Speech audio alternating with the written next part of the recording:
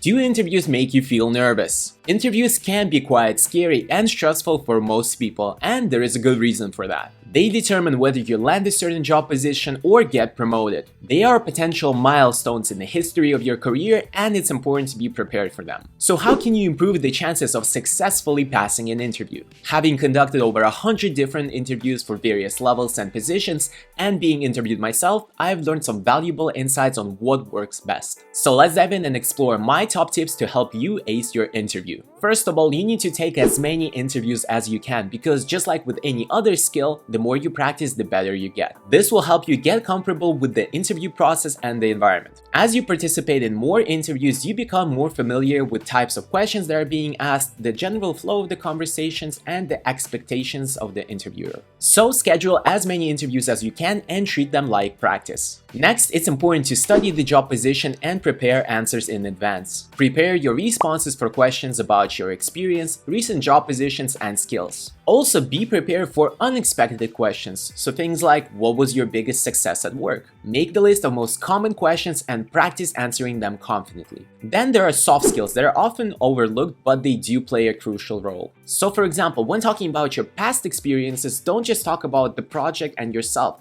Talk about the team and how you communicated with it. Demonstrating your ability to work well with others will set you apart from other candidates. And this is just a quick example of many soft skills that you can talk about. Lastly, it is very important to be clear and concise with your answers. If you mention a new term or concept, be prepared to expand on it, as the interviewer may ask questions. Sometimes people just use terms without understanding them, and this could really backfire. However, do remember that this is not about memorizing definitions. It's about understanding and explaining topics in your own words. My number one suggestion here would be to always use examples, as they really show that you do understand the topic. If you're enjoying this video so far, consider subscribing to see more content like this. And now let's talk about some practical tips. When appropriate, you should always ask for clarification questions, because not only does this help you with an answer, but it shows the interviewer that you are familiar with the topic. This also demonstrates your ability to analyze problems and think critically.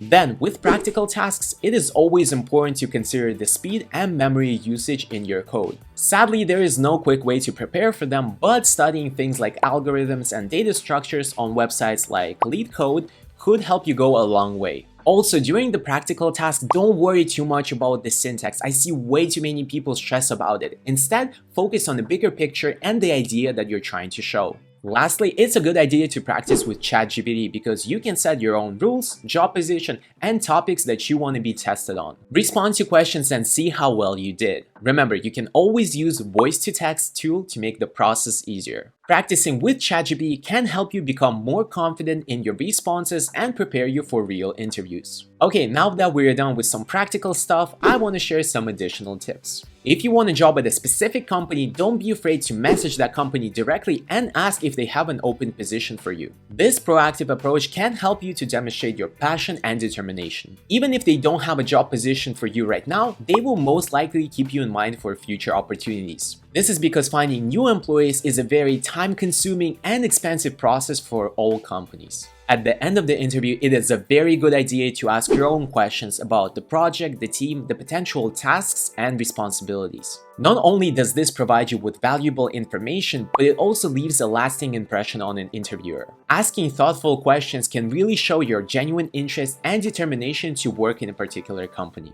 Next, it is highly effective to mention certain practices and techniques when answering questions. So for example, if the question is about estimating your task, mention the 3-point system. If it's about code review, mention the checklist that you use and go through the points. These specific answers will give you an edge in your interview. Sharing your unique strategies and insights can really help you to demonstrate your expertise in a certain area. Next, as simple as it may sound, but be honest. If you don't know the answer to the question, don't make it up. Instead, say that you don't have experience in this area yet. Your knowledge in other areas could still make you a strong candidate. Plus, honesty and integrity are highly valued traits in any professional setting. For the last tip, I would go as far as to suggest to continue doing interviews even once you already have the job. This way, you can stay updated on in-demand skills and make sure that you're being compensated fairly. Treat each interview as a learning experience that helps you to become more aware of things that you need to improve to effectively grow as a software developer. So that's it. Each job position and interviewer is unique. Therefore, it's important to learn how to adapt in each case. Follow these guidelines and you will be on your way to ace that interview.